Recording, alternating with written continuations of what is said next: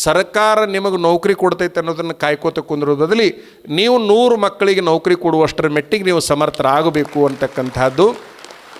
ನಿಮ್ಮಪ್ಪ ನೌಕರ ಅಂದಮೇಲೆ ನೀವು ನೌಕರನೇ ಆಗಬೇಕು. ಆಗಲಿ, ಸರ್ಕಾರದ ನೌಕರಿ ಸಿಕ್ಕರೆ ಸಿಗಲಿ, ಸಿಗದೇ ಇದ್ದರೆ ನೀವೇ 100 ಜನರಿಗೆ ನೌಕರಿ ಕೊಡುವಷ್ಟರ ಮೆಟ್ಟಿಗೆ ಆಗಬೇಕು ಅಂತ. ಇಲ್ಲೊಂದು ಬುಡ್ರ ಸಿಂಗಿ ಅಂತ ಐತಲ್ಲ ಹುಬ್ಬಳ್ಳಿ ಹೊರಗೆ, ಅಲ್ಲಿ ಸ್ವಾಮಿ ಸ್ವೀಟ್ಸ್ ಅಂತೇಳಿ ಒಂದು ಫ್ಯಾಕ್ಟ್ರಿ ಇದೆ, ಖಾರ ಸ್ವೀಟದ್ದು, ಅದು ಬುಡ್ರ ಸಿಂಗಿ ಒಳಗೆ. ಆ ಹುಡುಗ ನನ್ನ ಹತ್ರ ಬಂದಿದ್ದ, ಅಜ್ಜವ್ರ ನನ್ನ ಹೆಂಡ್ತಿನ 5,000 ರೂಪಾಯಿಗೆ ಎಲ್ಲರೂ ದುಡಿಯಾಕಿಡ್ರಿ, ಅವ್ರು ಊಟ ವಸತಿ ಕೊಟ್ಟರೆ ಸಾಕು ಅಂತ ಬಂದಿದ್ದ. ಬೇಡ ನೀ ಸ್ವಂತ ಉದ್ಯೋಗ ಮಾಡು ಅಂತೇಳಿ ಅವನು ಉದ್ಯೋಗ ಮಾಡೋಕ್ಕೆ ಹಚ್ಚಿದೆ. ಇವತ್ತು ಅವನ ಫ್ಯಾಕ್ಟ್ರಿ ಒಳಗೆ 80 ಜನ ಕೆಲಸಕ್ಕೆ ಅದಾರ. 80 ಜನ ಇದೆ, ಬಹಳ ದೂರ ಅಲ್ಲ ನಾನು ಹೇಳ್ತಾ ಇರೋದು. ಆಶ್ಚರ್ಯ ಅಂತಂದ್ರೆ ಒಬ್ಬೊಬ್ಬರಿಗೆ 40,000, 50,000, 80,000, 1 ಲಕ್ಷ ಗಂಟಲೆ ಪಗಾರ ಅವನ ಕೊಡ್ತಾನೆ. 5,000 ರೂಪಾಯಿಗೆ ದುಡಿಯಾಕೆ ಹೋಗ್ತೀನಿ ಅಂದಂಥ ಹುಡುಗ ಇವತ್ತಿನ ದಿವಸ ಆ ಎತ್ತರದಲ್ಲಿ ಬೆಳೆದಿದ್ದಾನೆ ಅಂತಕ್ಕಂಥದ್ದು. ಹಾಗಾಗಿ ಓದ್ರಿ, ಮಸ್ತ್ ಓದ್ರಿ, ಸರ್ಕಾರ ನಿಮ್ಮನ್ನು ಕರೆದು ನೌಕರಿ ಕೊಟ್ಟಿರಬೇಕು, ಆ ರೀತಿ ಓದ್ರಿ. ಒಂದು ವೇಳೆ ನೌಕರಿ ಸಿಗುತ್ತಾ ಇಲ್ಲ ಅಂತಂದ್ರೆ ಮಾನಸಿಕ ಮಾಡ್ಕೋಬೇಡ್ರಿ, ನೀವೇ 100 ಜನರಿಗೆ ನೌಕರಿ ಕೊಡ್ತೀನಿ ಅನ್ನುವಷ್ಟರ ಮೆಟ್ಟಿಗೆ ತಿಳಿದು ಬೆಳೀರಿ ಅನ್ನುವಂತಹ ಮಾತಿನೊಂದಿಗೆ ಕೊನೆಯ ಒಂದು ಮಾತು ಅಂತಂದರೆ, ನಂದೊಂದು ಆಸೆ, ನೀವೇನು ಪ್ರತಿಭಾವಂತ ಮಕ್ಕಳದಿರಲ್ಲ, ನೀವು ನಿಮ್ಮ ಕಾಲ ಮೇಲೆ ನಿಲ್ಲೋ ತನಕ ನಿಮ್ಮ ಹುಟ್ಟು ಹಬ್ಬವನ್ನು ಮಾಡ್ಕೋಬೇಡ್ರಿ. ಇಷ್ಟೇ ನನ್ನ ಆಸೆ. ಅದು ನನ್ನ ವೈಯಕ್ತಿಕ ಆಸೆ. ಎಲ್ಲರೂ ಬಡ್ಡೆ ಅಂತೇಳಿ ತಿಳ್ಕೊಂಡು ಈಗ ಯಾವ ಲೆವೆಲ್ ನಡೆದೈತೆ ಅಂತಂದ್ರೆ ಅದು ರಸ್ತೆದಾಗ ಹ್ಞೂ ರೀ, ಹಳ್ಳಿಯಾಗಿಲ್ಲ, ಮೋಟ್ರ್ ಸೈಕಲ್ ಮೇಲೆ ತರ್ತಾವ, ಅದ್ರ ಮೇಲೆ ಕೇಕ್ ಕಟ್ ಮಾಡಿ ತಿನ್ನಂಗಿಲ್ಲ. ಅದನ್ನು ಮೈ ತುಂಬ ಹಚ್ಕೊಳ್ಳೋದು, ತಲೆ ತುಂಬ ಹಚ್ಕೊಳ್ಳೋದು, ತಿಕ್ಕೊಳ್ಳೋದು, ಹೆಚ್ಚು ಕಡಿಮೆ ಹುಚ್ಚರಾಗ್ಯಾವ ಹುಡುಗರು.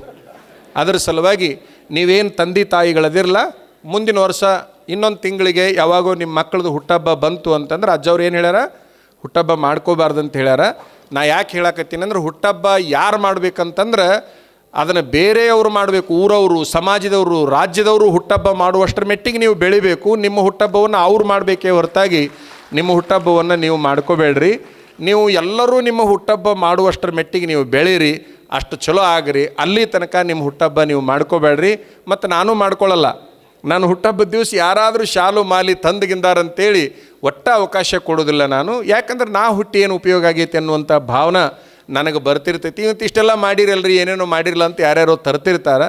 ಅದನ್ನು ಮಾತ್ರ ನಾನು ತಪ್ಪಿನೂ ಕೂಡ ಮಾಡ್ಕೊಳ್ಳಲ್ಲ. ಉದ್ದೇಶ ಇಷ್ಟೇ, ನಿಮ್ಮ ಹುಟ್ಟಹಬ್ಬದ ವಿರೋಧಿ ನಾನಲ್ಲ.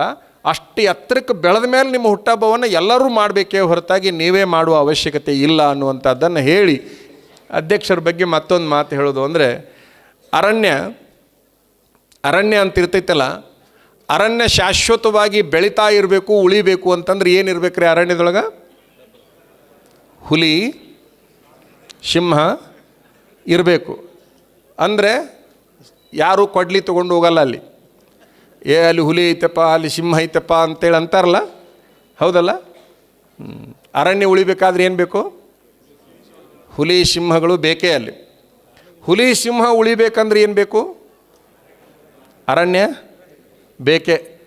ಇವು ಜೀವಂತಿರಬೇಕಾದ್ರೆ ಅರಣ್ಯ ಬೇಕು, ಅರಣ್ಯ ಸರಿಯಾಗಿರ್ಬೇಕಾದ್ರೆ ಹುಲಿ ಸಿಂಹ ಬೇಕು. ಎಲ್ಲ ನೌಕರಿದಾರರಂದರೆ ದಟ್ಟವಾದ ಅರಣ್ಯ ಇದ್ದಂಗೆ, ಅಲ್ಲೊಂದು ಇಂಥ ಹುಲಿ ಸಿಂಹ ಇಂಥ ಸೆಡಕ್ಷರಿ ಅಂಥವು ಇದ್ದವು ಅಂತಂದರೆ ಯಾರೂ ಕೂಡ ಕೊಡ್ಲಿ ತೊಗೊಂಡು ಸರಳಕ್ಕಾಗಿ ಅವನ್ನ ಟಚ್ ಮಾಡೋಕ್ಕೆ ಹೋಗೋದಿಲ್ಲ. ಬಹುಶಃ ನಿಮ್ಮಿಬ್ಬರು ಮ್ಯಾಚಿಂಗ್ ಭಾಳ ಚೆನ್ನಾಗೈತಿ ಅಂತಕ್ಕಂತಹ ಒಂದು ಮಾತನ್ನು ನಾವು ಈ ಸಂದರ್ಭದಲ್ಲಿ ಹೇಳಲಿಕ್ಕೆ ಬಯಸ್ತಾ, ಅವ್ರಿಗೆ ಯಾವ ಆಸೆ ಇಲ್ಲ. ನಾನು ಬಹಳ ಹತ್ತಿರದಿಂದ ನೋಡಿದ್ದೀನಿ. ಹಗಲು ರಾತ್ರಿ ಕೆಲಸ ಮಾಡುವ ಒಂದು ಹುಚ್ಚು ಬಿಟ್ಟರೆ ಯಾವುದೇ ಆಸೆಗಳಿಲ್ಲ. 2 ಪ್ರತಿಭೆಗಳು ಇವತ್ತಿನ ಸಭೆಯ ಸೂರ್ಯ ಚಂದ್ರರುಗಳು ಅನ್ನುವಂತಹ ಮಾತನ್ನು ಈ ಸಂದರ್ಭದಲ್ಲಿ ಹೇಳಿ, ಮತ್ತು ನಾವೇನಾಗಿದ್ದೀವ್ರಿ ಅಂತ ಆ ಕಡೆದವರು ಅನ್ನಬಾಡ್ರಿ. ಎಲ್ಲರದ್ದು ಹೆಸರು ತಗೊಳ್ಳೋದು ಕಷ್ಟ ಆಗ್ತದೆ. ನೀವೆಲ್ಲರೂ ಒಂದಿಲ್ಲ ಒಂದು ಪ್ರತಿಭೆಗಳೇ ಗೊತ್ತು ನನಗೆ. ನಿಮ್ಮ ವೈಯಕ್ತಿಕ ಕಾರ್ಯಕ್ರಮಕ್ಕೆ ಕರೀರಿ, ಅಲ್ಲಿ ನಿಮ್ಮ ಬಗ್ಗೆ ಎಲ್ಲರ ಬಗ್ಗೆನೂ ನಾನು ಹೇಳ್ತೇನೆ. ಒಂದಿಷ್ಟು ಸಾರ್ವತ್ರಿಕವಾಗಿ ಇವರಿಬ್ಬರ ಬಗ್ಗೆ ಹೇಳಿದರೆ ನಮ್ಮ ಬಗ್ಗೆನೂ ಹೇಳಿದ್ದಾರೆ ಅನ್ನುವಂಥ ಭಾವನೆ ನಿಮಗೆಲ್ಲರಿಗೂ ಬರಲಿ ಅಂತ ಹೇಳಿ ಬಯಸಿ